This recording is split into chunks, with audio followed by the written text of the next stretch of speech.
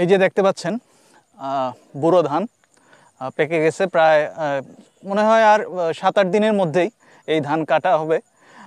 এখন তো আসলে কৃষিটা অনেকটা কৃষির ক্ষেত্রে ব্যাপক উন্নয়ন ঘটেছে। যেমন এখানে এখন এই গ্রামের মধ্যেই অনেক যন্ত্রপাতি, যেমন ধান রোপণের যন্ত্রপাতি, তারপর ধান কাটার যন্ত্রপাতি।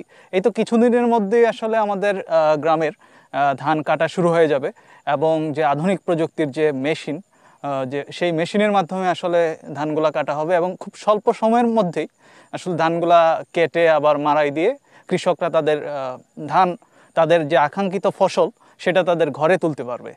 তো এই যে দেখতে পাচ্ছেন কত সুন্দর গ্রাম বাংলা। আসলে এই বাংলাদেশ আসলে সৌন্দর্যে ভরপুর, যেটা প্রাকৃতিক সৌন্দর্য।